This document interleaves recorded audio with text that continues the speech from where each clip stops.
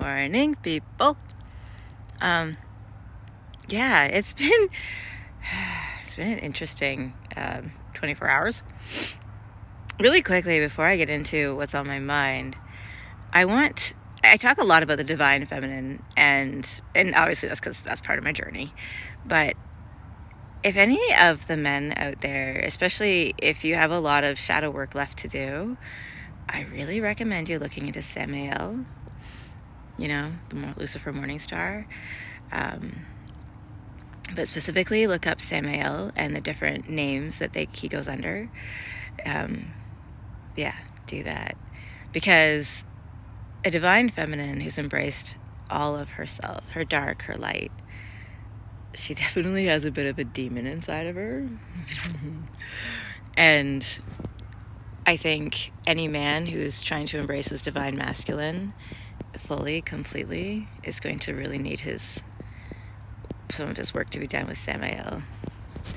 Okay, but I'm not going to really express that. I'm just going to let you guys look that up, figure that one out for yourself. But so yeah, just that was a quick note on top before I start. Anyways, what I wanted to touch on today was Odie's like excited because he can hear the kids at school in the playground. He's pulling on me.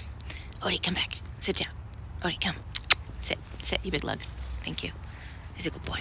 See, what is going on? What's going on? Yesterday, I've been procrastinating going to the government buildings and getting my paperwork and shit done for a while because every time I think I've tried like 3 or 4 times now, and I kept getting blocked.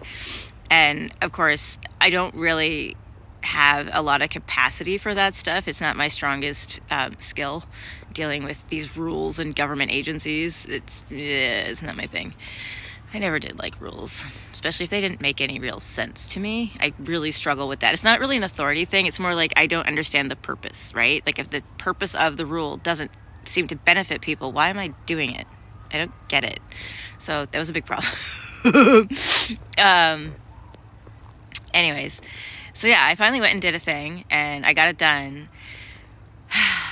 And it made me realize something. And this is why life is a never-ending learning, growing period. Like, you're never going to be perfect. You're never going to have it all under wraps. Like, you know what I mean? You're never going to meet yourself at a level in the earth game where you're like 100% on top of all of your shit all the time. Not going to happen. I'm sorry. But it made me realize I still had this belief that if I ask for help, if I show people that I need help, that I'm, incapable in the moment of doing it all by myself, it'll come with abuse, punishment, shame, guilt. And it's because I've had really bad, shitty experiences. Again, though, we go back to you get treated the way you let people treat you.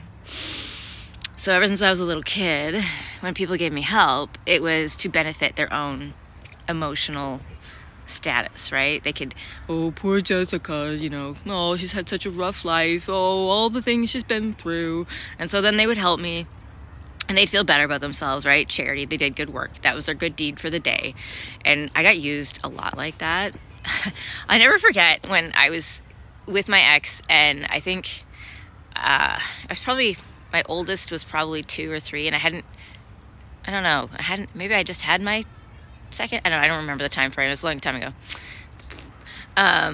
But she always got so excited when she hung out with me because I didn't have the confidence to be bold. I didn't have the confidence to be authentic.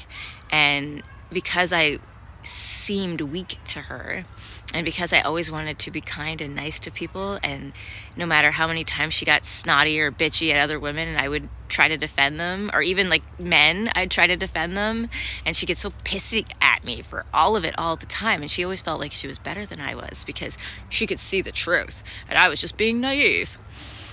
Okay. And I was thinking about this last night because it was such a shitty feeling being there with that person. I always felt like such a loser after, and they would go away feeling like they were a fucking queen because they got to strut their stuff and save me and make me feel safe and me. And that's usually how most of the help I've gotten from people, except for my immediate family. But But that's how most of the help I've gotten from people has come about, with people basically treating me like I'm this poor, wounded, baby rabbit or baby deer. You need some help, I'll save you. And then they feel better about themselves, right? So it's not a good feeling. You don't want to feel that when you ask for help. You want someone to help you because they love you. You want someone to help you because they want to see you succeed. Not because they fucking feel sorry for you and it makes them feel good to have a pity party for you. So I just learned over the years to stop asking for help, because the other times I asked for help, especially with my ex, it would come with a lot of shame and blame. Like, I told you couldn't fucking do it. Remember, if you just listened in the first place, why do I have to teach you this shit? Oh my God, I don't have time for that. At all. So I just stopped asking. So yeah, I did a thing, and I went down, and it failed miserably. I couldn't get my paperwork done. Buddy looks it up on the computer. He's like, yeah, there's only 2 places in all of Ontario you can go. Ottawa or... Was it Ottawa? I forget. I think it was Ottawa. It was like Ottawa or Thunder Bay. I'm like, oh, that's going to help me a lot. These service industries that don't offer you service in person is interesting. So I finally, I was reaching a point where it just has to get done, right? I just knew it had to get done. So, I did a thing. I called for help. And people who really love you, people who genuinely want you to succeed, they're going to help you, and they're not going to make you feel shitty for it. And then I started thinking to all the other times in my life where I was put in a position where I had to delegate, when I was in a managerial position at work or something. And I've done quite a few different jobs, by the way.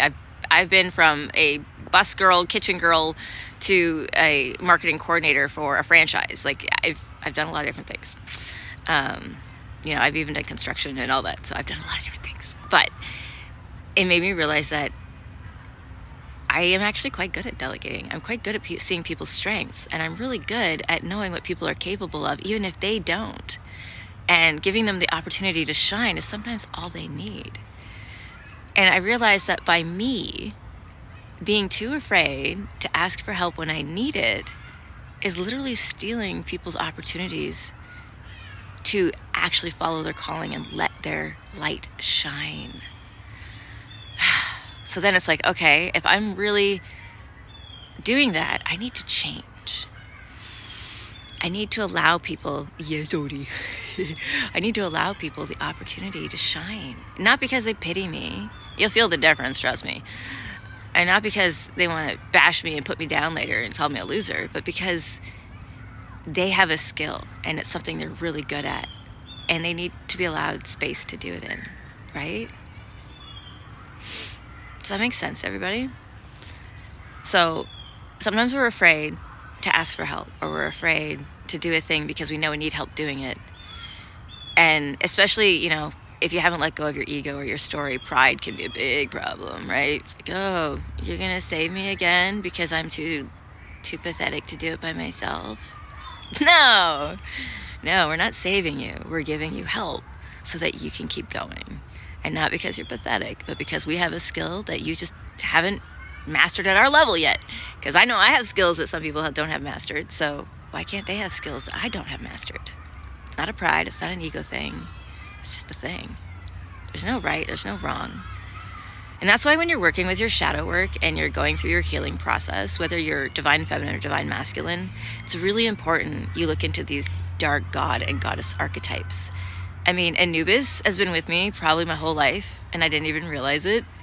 And I love it. When I was playing Final Fantasy Online, I started off as a black mage, but then I went and I unlocked the Reaper, and the Reaper has this skill, right? When you power up enough, you can literally become a specter, and you just take people's blood and energy right out of it. It was so cool. Sorry, it was just so cool. So anyways, I totally think that, for women who are healing, people I guess the god archetypes like Lilith and Medusa and even Persephone and all these other different goddesses out there that have a bit of a more dark, divine feminine energy, there's definitely a male counterpart gods to that, right? And Samael, I think, is a good way to start.